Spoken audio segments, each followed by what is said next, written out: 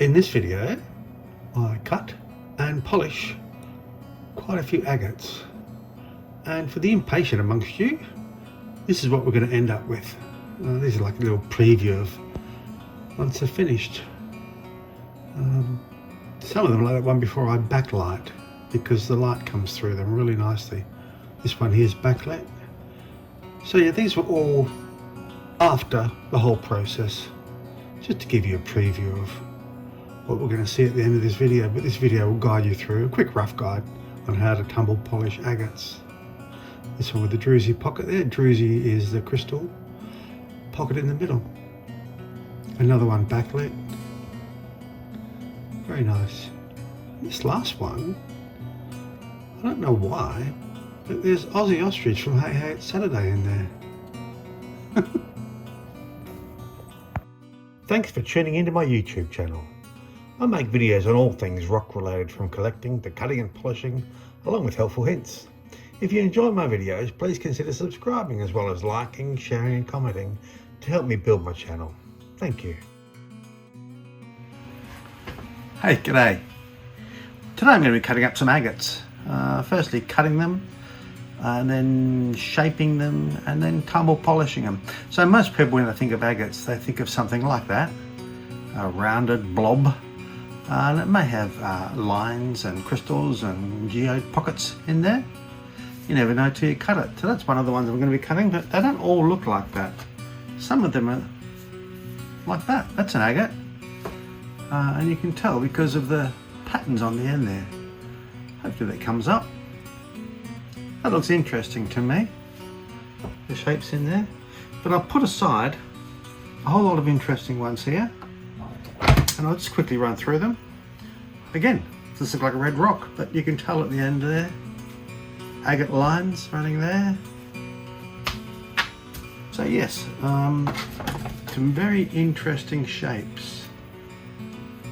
And you see there, a crystal or druzy pocket. Makes you wonder what's going on inside. We're going to find out once we cut it. What else we got here? Another one, red colouring, a few bands, we'll see. Let's quickly run through these.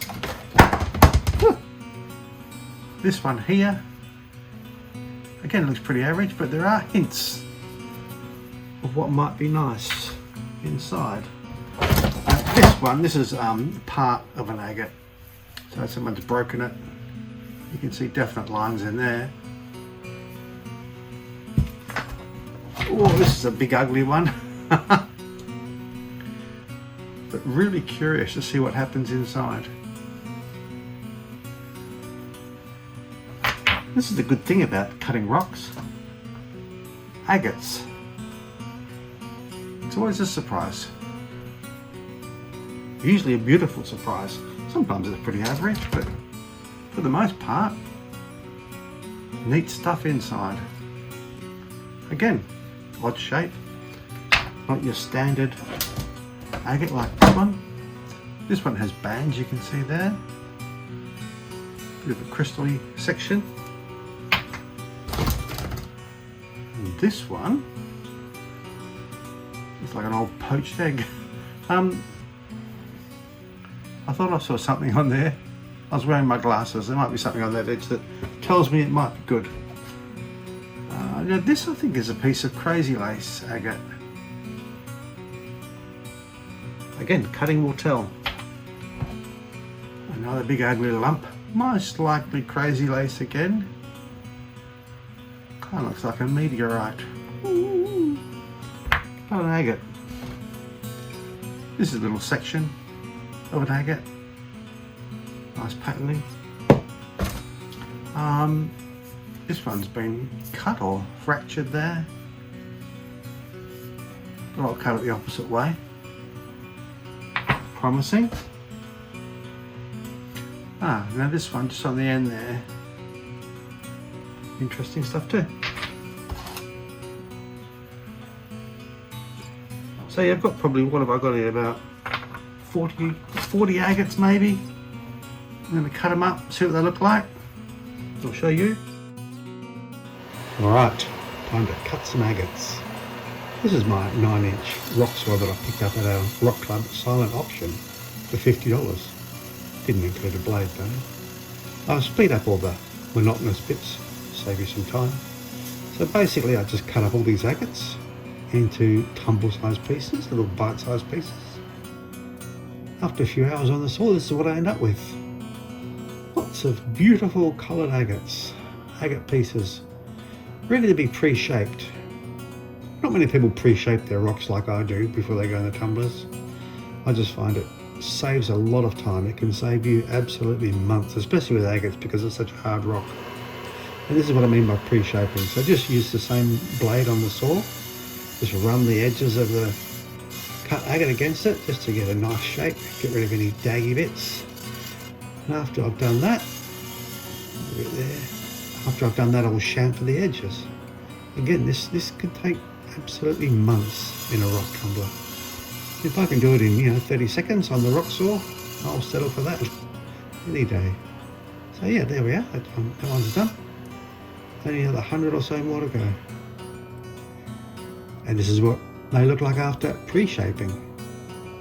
Agate is such a tough rock. Honestly, if I hadn't pre-shaped them, these would still be going for a few months yet. So yes, time to load up the tumbler barrels. This is them, and these are my barrels. I've got 2 6-pound tumbler barrels and 2 3-pound ones. So firstly the big ones, they'll go into the bigger barrels. Let's speed up the boring bits. Yep, just loading them up, just chuck them in. Big in big, small in small. It's all pretty obvious really. Oh, it's nice, isn't it? Beautiful. Chuck them in, let's go. So, once we have loaded them all up, I only used one of the 3-pound barrels. Once they're all full, happy enough, I'll now add some filler rocks. Now, filler rocks are needed. These are smaller pieces that get in between the bigger ones because most of those ones I cut are fairly large. So these filler rocks get in between the larger pieces and help distribute the grit to grind them down even more efficiently. Now, we need a grit. This is the grit we'll be using. Now this is, what is it, 46? 46 grit. Most people would use 80, but I just find the 46 makes even shorter work of it. So for each pound of rock, you add a tablespoon of grit. Let's zip through this as well. So yeah, 3 in the 3-pound and 6 in the 6-pounders. Okay, good. Now, we need to add some water. Now you fill the water to just below the level of the rocks. Now, I'm doing a pretty rapid process here. I'll add a link at the end of this video to a much more in-depth, with more explanation of what's going on. I was just showing you there the lid that the rubber had worn through and I've replaced it with thicker rubber. So yeah, seals go on, lids go on, washers go down, and then nuts go on. This is a great system. It makes checking in between stages really easy. So if you're not sure whether it's been in stage 1 long enough, you can easily unscrew that lid, have a look. So yeah, add some more grit, let it go for another week, or take them out, they're ready to go into stage 2. So as it was, I'll switch the tumbler on, that's him there. No, that's him there. Yep. As it was, these agates were in there in stage 1 for 3 weeks, just because I wanted to keep the rounding action going. I kept checking them after every week and decided, yeah, not quite round enough, I'll go back in. Now that's the reason I put that empty barrel in, to stop that rubber ending up against that washer there. You only want the metal rubbing against it. Switch the big tumbler on, the QT66, and get these barrels up there. Give them a shake, and chuck them up. Now the QT66 has a little guide on the end here, there, and that stops them wandering. up the other end. So yeah, that does a good job. You're going to make sure that's latched in every time. Give them a shake. And yeah, like I said, these ended up going for 3 weeks in stage 1. So, what is that? That's red knotting, that one, I think. So yes, what was in there? I forget. But this is what I've ended up with after 3 weeks of tumbling. Topping up with grit every week. It's a nice slurry. The slurry refers to how muddy that mix is. The muddier it is, the more your grit disperses amongst the rocks. If it's too watery, it doesn't do the job. So that was perfect. Give them a quick rinse, see what we've got. And I'll tell you, it's looking pretty good. Let's have a look at what we're getting. This one looks like it's got a bit of mud caught in there. I think it might just be the colour of the rock. What else we got? Red one. Another red one. Boy, a lot of red ones. Alright, so here they are, all rinsed off and ready for stage 2 of the tumbling process. Stage 2 is done in the vibe tumbler, which is a different method of tumbling rocks, much more efficient. Whereas before I was using, 15 tablespoons of rocks, of grit for those rocks. In the vibe I'm only using 3. And they only go for 2 days as opposed to a whole week. So, the vibe tumbler, great investment. So that will go for 2 days. Put the lid on, it'll go for 2 days. And this is them after 2 days. I've added some water just to give them a quick rinse. Usually they go in the vibe tumbler just wet, there's no standing water in there. Give these guys a rinse. Looking good again. Beautiful colours. Agate's such a nice rock. I think I've said it before. You never know what you're going to get inside an agate. There's some beautiful shapes here, look at that. Very happy with how they're turning out so far.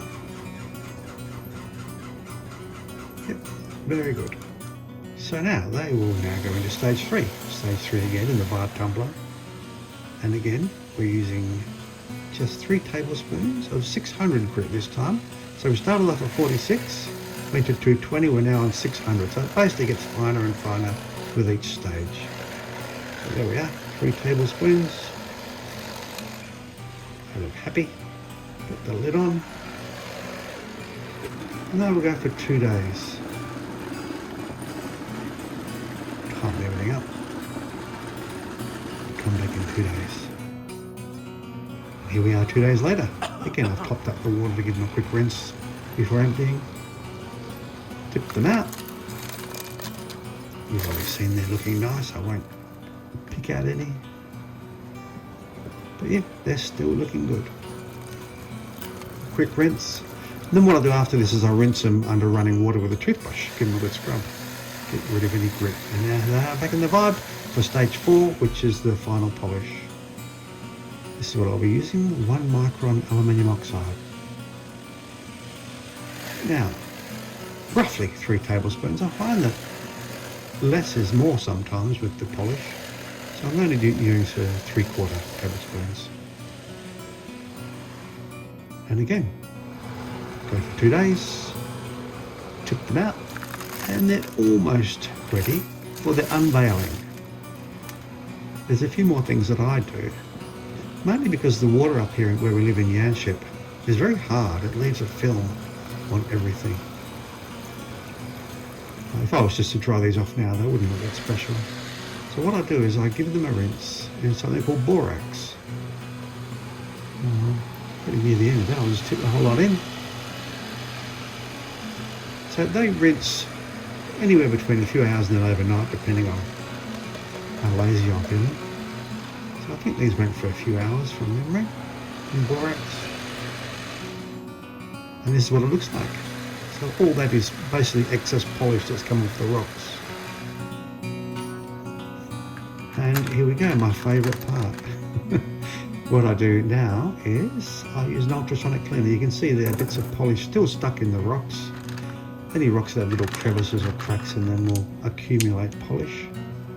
Not all of them, you see there, that one has a few little bits and pieces. So what the ultrasonic cleaners do is they vibrate the rocks ultrasonically, apparently, and that gets rid of any remnants of polish or even grit that might have come around through the other stages. So yeah, I fill these up, and then the exciting part, when you press start, watch what happens. Look at that. Huh. So that would normally be polish just trapped in that rock, being forced out through ultrasonic vibrations. Brilliant. It's actually fun to watch. So each barrel full, each tub full like that gets ultrasonic cleaned for about 2, 3, 4, 5 minutes, depending on how bad they are.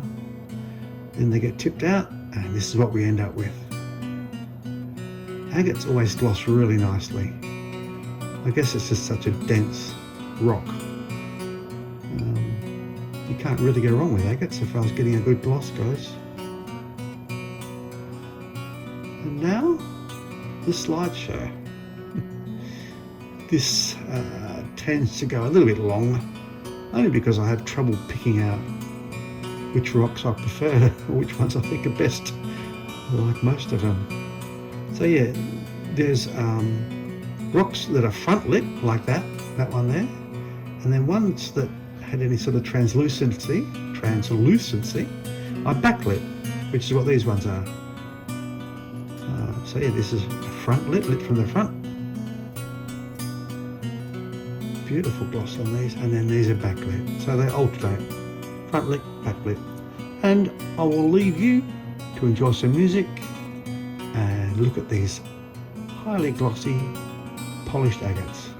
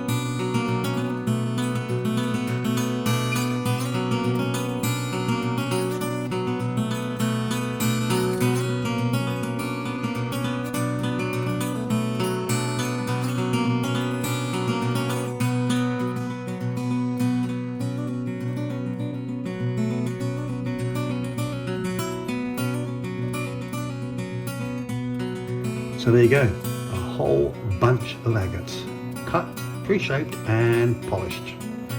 Very happy with the results too. Like I said earlier, if you'd like a more detailed video on the whole process, I'll add a link at the end of this one. Hope you enjoyed this video, and if you haven't already subscribed, I'd appreciate if you considered doing that. Till next time, see ya.